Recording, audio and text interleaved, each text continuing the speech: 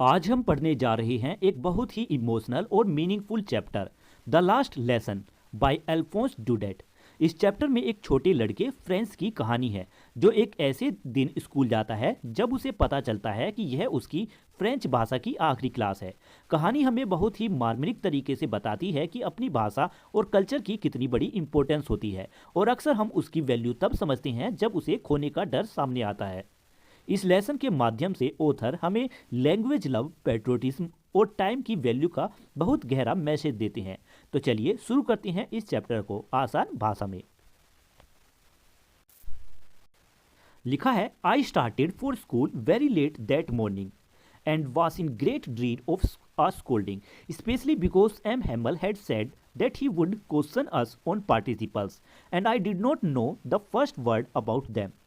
उस सुबह मैं स्कूल के लिए बहुत देर से निकला और मुझे डांट का बहुत डर था, खासकर इसलिए क्योंकि एम हैमल ने कहा था कि वे हमसे पार्टिसिपल्स पर सवाल पूछेंगे और मुझे उनके बारे में एक शब्द भी नहीं आता था। For a moment, I thought of running away and spending the day out of the doors. एक पल के लिए मैंने सोचा कि भाग जाऊं और पूरा दिन बाहर ही बिताऊं।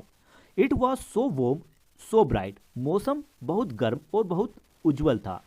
The birds were chirping at the edge of the woods. जंगल के किनारे पर चिड़िया चहचहा रही थी। And in the open field back of the sawmill, the Prussian soldiers were drilling. और 100 मील के पीछे खुले मैदान में प्रूसियन सैनिक अभ्यास कर रहे थे। It was all much more tempting that the rule for participles, but I had the strength to resist and hurried off to school. यह सब पार्टिसिपल्स के नियम से कहीं ज़्यादा लुभावना था, लेकिन मुझ में खुद को रोकने की ताकत थी और मैं जल्दी से स्कूल की ओर भागा। When I passed the town hall, there was a crowd in front of the bulletin board. जब मैं टाउन हॉल के पास से गुजरा तो बुलेटिन बोर्ड के सामने भीड़ लगी हुई थी। For the two moment from the last 2 years, all our bad news had come from the lost battles, the draft, the orders of the commanding officer, and I thought to myself without stopping कि पिछले 2 सालों से हमारी सारी बुरी खबरें वहीं से आती थी। हारी हुई लड़ाइयाँ, भर्ती, कमांडिंग ऑफिसर्स के आदेश और मैंने बिना रुके मन ही मन सोचा, what can be the matter now? अब क्या बात हो सकती है? Then as I hurried by as fast as I could go, the blacksmith Wachter who was there with his apprentice reading the bulletin called after me. फिर जब मैं जितनी तेज जा सकता था उतनी तेजी से वहां से गुजरा, जो वहां मौजूद लोहार, ब्लैक स्मिथ यानी लोहार, जो वोचर जो अपने अप्रेंटिस के साथ बुलेटिन पढ़ रहे थे, उसने मुझे आवाज लगाई, don't go so fast bub, you will get to school your school in plenty of time. इतनी तेज मत भागो बब यानी बच्चे, इतनी तेज मत भागो, तुम स्कूल समय से पहुंच जाओगे। I thought he was making fun of me and reached M Hamel's little garden all out of breath. मुझे लगा कि वह मेरा मजाक उड़ा रहा है और मैं हाफता हुआ मिस्टर हैमल के छोटे बगीचे तक पहुंचा। Usually when school began there was a great bustle which could be heard out in the street. आमतौर पर जब स्कूल शुरू होता था तो बहुत शोर शराबा होता था जो सड़क तक सुनाई देता था। The opening and closing of desk lesson repeated in unison very loud. डेस्कों का खुलना बंद होना, सब मिलकर बहुत जोर से पाठ दोहराना, with our hands over our ears to understand better, और बेहतर समझने के लिए हमारे हाथ कानों पर होते थे। And the teachers great ruler rapping on the table, और टीचर्स की बड़ी रूलर यानी स्केल मेज पर जोर जोर से पटकी जाती थी। And now it was all so still, लेकिन आज सब कुछ बिल्कुल शांत था। I had counted on the commotion to get to my desk without being seen. मैंने सोचा था कि इस कमोशन यानी इस शोरगुल का फायदा उठाकर बिना देखे अपनी डेस्क तक पहुंच जाऊंगा। But of course that day everything had to be as quiet as Sunday morning. लेकिन उस दिन तो सब कुछ संडे मॉर्निंग जितना शांत होना था। दो the window I so my classmates already in their places.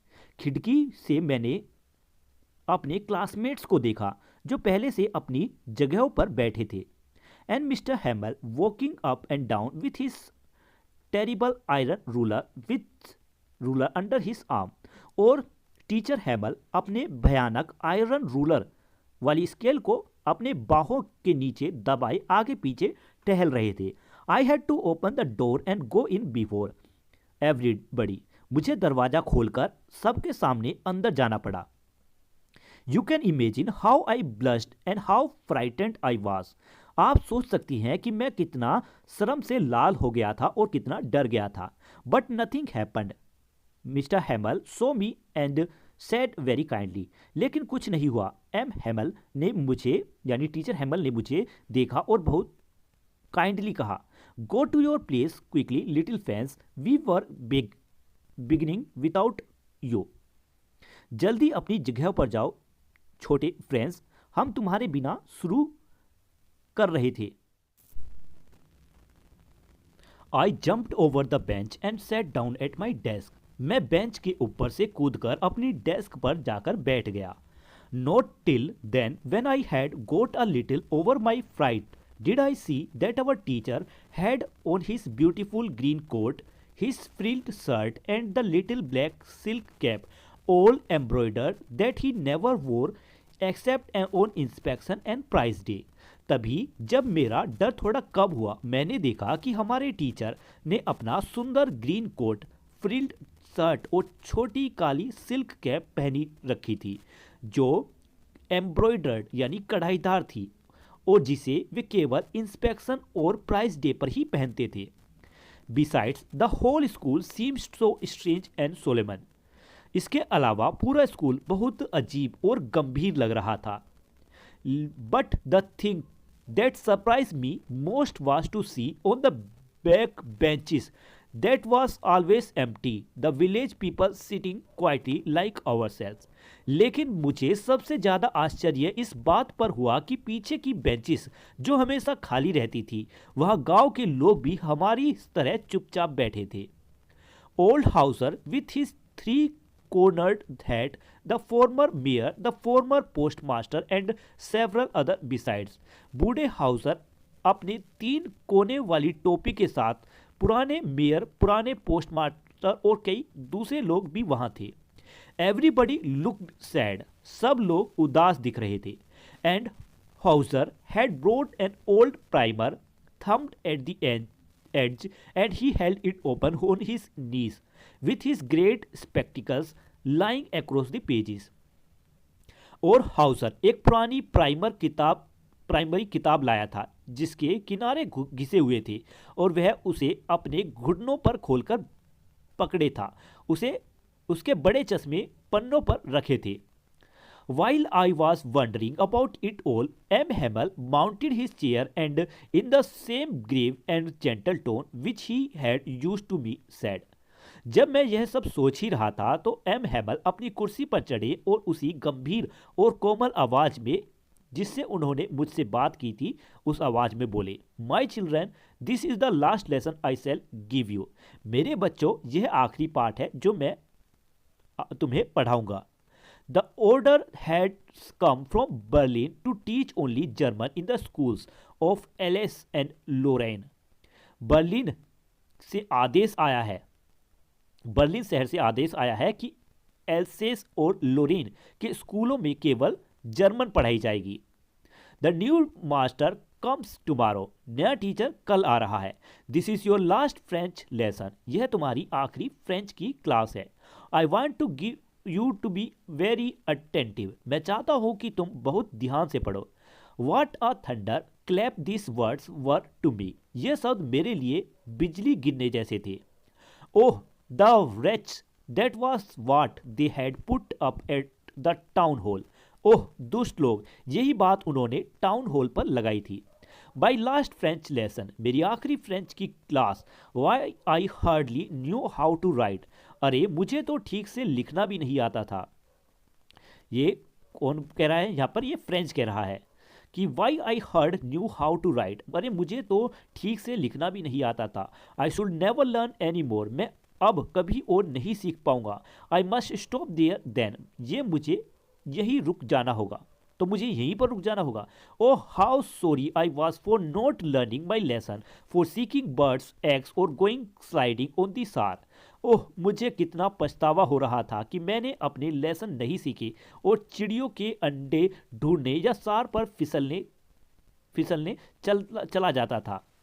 My books that had seemed such nuisance a while ago, so heavy to carry, my grammar and my history of the sons were old friends and now that I could not give up. मेरी किताबें जो थोड़ी देर पहले तक मुझे बोझ लगती थी और उठाने में भारी लगती थी, मेरी ग्रामर और हिस्ट्री की बुक अब पुराने दोस्तों जैसी लग रही थी जिन्हें मैं छोड़ नहीं सकता था। And M Hamel too, the idea that he was going away, that I should never see him again, made me forget all about his ruler and how cranky he was. और मिस्टर हैबल भी यह सोचकर कि वह जा रही हैं और मैं उन्हें फिर कभी नहीं देखूंगा, मैं उनके रूलर और उनके चिड़चिड़े स्वभाव को पूरी तरह भूल गया।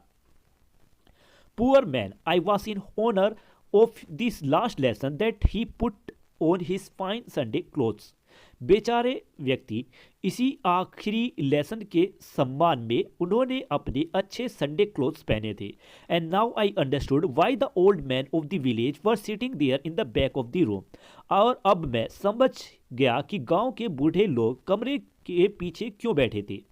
It was because they were sorry too, they had not gone to school more. वे भी इसीलिए दुखी थे क्योंकि वे खुद भी ज़्यादा स्कूल नहीं गए थे। It was their way of thanking our master for his 40 years of faithful service and of showing their respect for the country that was there no more. यह उनके द्वारा हमारे टीचर को उनके 40 साल की ईमानदार सेवा के लिए धन्यवाद देने और उस देश के प्रति सम्मान दिखाने का तरीका था जो अब उनका नहीं रहा था। While I was thinking of this, I heard my name called. जब मैं यह सब सोच रहा था तभी मैंने अपना नाम पुकारा हुआ सुना। It was my turn to recite, अब मेरी बारी थी चैप्टर सुनाने की। What would I not had given to be able to say that dreadful rule for the participle, although very loud and clear and without one mistake. मैं क्या कुछ नहीं देता अगर मैं पार्टिसिपल का वह कठिन नियम पूरा जोर से और साफ साफ बिना एक भी गलती के सुना पाता।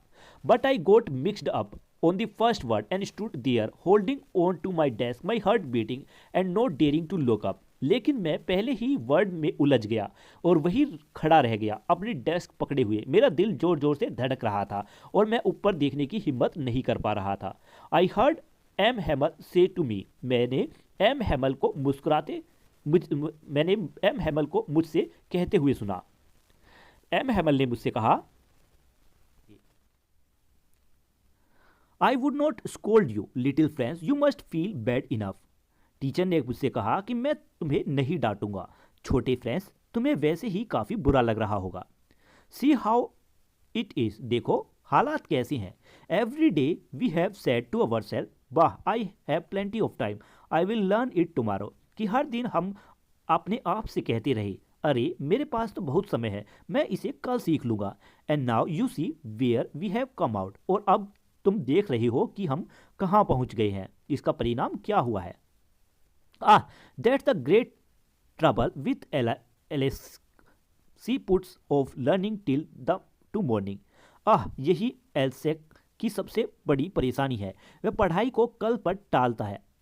यहाँ पर अच्छा आलस, यही आलस की सबसे बड़ी परेशानी है, वह पढ़ाई को कल पर टालती रहती है। Now those fellows out there will have the right to say to you. अब बाहर वाले लोगों को तुम्हें यह कहने का अधिकार मिल जाएगा। How is it you pretend to be Frenchman and yet you can neither speak nor write your own language?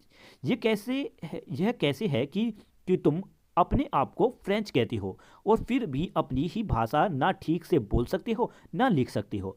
But you are not the worst poor little friends, लेकिन तुम सबसे बुरे नहीं हो बेचारे छोटे friends. We have all a great deal to reproach ourselves with. हम सबको खुद को बहुत कुछ के लिए दोष देना चाहिए. Your parents were not anxious enough to have you learn. तुम्हारे माता पिता तुम्हारी पढ़ाई को लेकर या चिंतित नहीं थे. They preferred to put you to work on a farm or at the mills so as to have a little more money. वे तुम्हारे फार्म्स या मिल्स में काम पर भेजना ज़्यादा पसंद करते थे ताकि थोड़े ज़्यादा पैसे मिल सके. And I have been to blame also, और मैं भी दोषी रहा हूँ. Have I not often sent you to water for my flowers instead of learning your lessons. क्या कि मैं भी दोषी रहा हूँ कि क्या मैंने तुम्हें कई बार पढ़ाई करने की बजाय अपने फूलों को पानी देने के लिए नहीं भेजा था. And when I wanted to go fishing did I not just give you a holiday. और जब मैं मछली पकड़ने जाता था तो क्या मैंने तुम्हें छुट्टी नहीं दे दी थी. Then from one thing to miss another M Hamel went on to talk of the French language. फिर बात बदलते हुए टीचर हैमल फ्रेंच भाषा के बारे में बोलने लगे. Saying that it was the most beautiful language in the world, the clearest, the most logical. वे कह रहे थे कि यह दुनिया की सबसे सुंदर भाषा है, सबसे स्पष्ट और सबसे logical. That we must guard it among us and never forget it, कि हमें इसे अपनी बीच सुरक्षित रखना चाहिए और कभी इस भाषा को भूलना नहीं चाहिए. Because when a people are enslaved as long as they hold fast to their language, it is as if they had the key to the prison. क्योंकि जब कोई जाति गुलाम हो जाती है तब भी अगर वे अपनी भाषा को मजबूती से पकड़े रहते हैं तो यह ऐसा है जैसे उनके पास अपनी जेल की चाबी हो. Then he opened a grammar and read us our lesson. फिर टीचर ने ग्रामर की बुक खोली और हमें चैप्टर पढ़ाना या लेसन पढ़ाना शुरू किया. I was amazed to see how well I understood it. मैं यह देखकर हैरान था कि मैं उसे कितनी अच्छी तरह से समझ रहा था. All he said seemed so easy. उन्होंने जो भी कहा वह इतना आसान लग रहा था, इतना आसान. I think too that I had never listened so carefully. मुझे यह भी लगा कि मैंने पहले इतना ध्यान से लेसन कभी नहीं सुना था. And then he had never explained everything with so much patience. और उन्होंने भी पहले कभी इतनी धैर्य से सब कुछ नहीं समझाया था. It seemed almost as if the poor man wanted to give us all he knew before going away and to put it all into our heads at one stroke. ऐसा लग रहा था जैसे बेचारा आदमी जाने से पहले अपना सारा ज्ञान हमें दे देना चाहता था और एक ही बार में सब हमारे दिमाग में भर देना चाहता था. After the grammar we had a lesson in writing. Grammar के बाद हमारी राइटिंग की क्लास थी. That day M Hamel had new copies for us written in a beautiful round hand. उस दिन मिस्टर हैमल हमारे लिए नई कॉपीज लाए जो सुंदर राउंड हैंड राइटिंग में लिखी थी. France, Alsace, France, Alsace. They look like little flag floating everywhere in the schoolroom, hung from the road at the top of our desk. वे पूरे क्लासरूम में छोटे छोटे झंडों की तरह लहराते हुए लग रहे थे जो हमारी डेस्क के ऊपर की रोड से लटके थे. You ought to have seen how everyone set to work and how quiet it was. आपको देखना चाहिए कि ये सब कैसे काम में लग गए थे और कितना सन्नाटा था. The only sound was the scratching of the pens over the paper. केवल कागज पर पेन की खरोचने की आवाजें आ रही थी. Once some beetles flew in, but nobody paid any attention to them. एक बार कुछ बीटल्स अंदर उड़कर आए लेकिन किसी ने उन पर ध्यान नहीं दिया. Not even the littlest ones who work reach on the tracing their fish hooks as if that was French too. यहाँ तक कि छोटे बच्चों ने भी नहीं जो अपनी फिश हुक की ट्रेसिंग कर रहे थे जैसे वे भी फ्रेंच हो. On the roof of the pigeons cooed very low and I thought to myself. छत पर कबूतर बहुत धीमी आवाज में गुटरगू कर रहे थे और मैंने मन ही मन सोचा, will they make them sing in German even the pigeons. क्या वे कबूतरों से भी जर्मन में गाना गवाएंगे. Whenever I looked up from my writing, I saw Mr. Hamel sitting motionless in his chair and gazing first at one thing, then at another, as if he wanted to fix in his mind just how everything looked in that little schoolroom. जब भी मैं अपनी writing से ऊपर देखता तो teacher हैमल को अपनी कुर्सी पर बिल्कुल मोशनलेस यानी स्थिर बैठे देखता। वे कभी एक चीज को तो कभी दूसरी चीज को देखते रहते थे, जैसे वे उस छोटे स्कूल रूम की हर चीज को अपने दिमाग में हमेशा के लिए बसा लेना चाहते हो। Fancy For 40 years he had been there in the same place with his garden outside the window and his class in front of him just like that. सोचिए 40 साल से वे उसी जगह पर थे, खिड़की के बाहर उनका गार्डन और सामने उनकी क्लास, बिल्कुल ऐसे ही। Only the desk and benches had been worn smooth. सिर्फ डेस्क और बेंचेस ही घिसकर चिकने हो गए थे। The walnut trees in the garden were taller. बगीचे के वॉलनट पेड़ और ऊंचे हो गए थे। And the hope vine that he had planted himself twined about the window to the roof. और होप वाइन जिसे उन्होंने खुद लगाया था, उस पौधों को खिड़कियों के चारों ओर लपेटते हुए छत तक फैल गई थी। होप वाइन की जो बेली है वो खिड़कियों के चारों ओर लिपटे हुए छत तक फैल गई थी। How it must have broken his heart to leave it all poor man. बेचारे आदमी का दिल यह सब छोड़ते समय कितना टूटा होगा। To hear his sister moving about in the room above packing their trunks. और ऊपर कमरे में उनकी बहन को उनके ट्रंक्स पैक करते हुए चलते फिरते सुनना। For they must leave the country next day, क्योंकि उन्हें अगले दिन देश छोड़ना था। But he had the courage to hear every lesson to the very last. लेकिन उनमें इतना साहस था कि उन्होंने आखिरी पल तक हर लेसन पढ़ाया। After the writing we had a lesson in history. Writing के बाद हमारी हिस्ट्री की क्लास थी। And then the babies chanted their ba be be bo bo. और फिर छोटे बच्चों ने अपनी आवाज़ें निकालना शुरू किया। Down there at the back of the room old Hauser had put on his spectacles and holding his primer in both hand spelled the letter with them.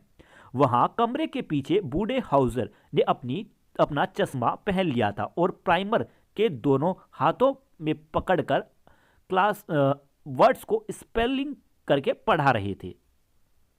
You could see that he too was crying. आप देख सकते हैं कि वह भी रो रहे थे।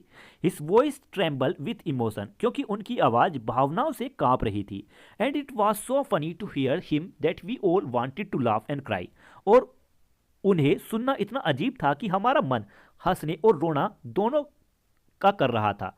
हमारा मन हंसने और रोना दोनों की भावनाएं हमारे मन में आ रही थी। And how well I remember it that last lesson. मुझे वे आखिरी लेसन कितना अच्छी तरह याद है। All at once the church कुक स्ट्रक 12। अचानक चर्च की घड़ी ने 12 बजाए। देन द एंजलस, फिर एंजलस यानी चर्च की प्रार्थना की घंटी बजी। At the same moment the trumpets of the Prussians returning from drill sounded under our windows. उसी समय ड्रिल से लौटते हुए प्रूसियन सैनिक की ट्रम्पेट हमारी खिड़कियों के नीचे बजने लगी। M Hamel stood up very pale in his chair. Teacher Hamel अपनी कुर्सी से खड़े हुए, उनका चेहरा बहुत पीला पड़ गया था। I never saw him look so toll. मैंने कभी इतना ऊंचा नहीं देखा था उन्हें। My friend said he I but something cooked him, he could not go on. उन्होंने कहा, मेरे दोस्तों, मैं लेकिन कुछ उनके गले में अटक गया और वे आगे नहीं बोल सके। Then he turn to the blackboard, took a piece of chalk and bearing on with all his might he wrote as large as he could. फिर वे ब्लैक बोर्ड की ओर मुड़े, चौक का टुकड़ा लिया और पूरी ताकत से जितना बड़ा लिख सकते थे लिखा, विव ला फ्रांस, यानी फ्रांस अमर रहे।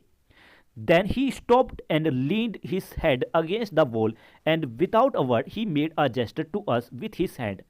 कि फिर वे रुक गए, दीवार से सिर टिकाया और बिना कुछ बोले हाथ से हमें इशारा किया। School is dismiss, you may go. School की छुट्टी हुई, तुम जा सकती हो। और ये कहानी यहीं पर खत्म हुई। ये वीडियो आपको कैसी लगी इस बारे में कमेंट में लिखकर जरूर बताएं। मिलते हैं नेक्स्ट वीडियो में, तब तक के लिए बाय बाय।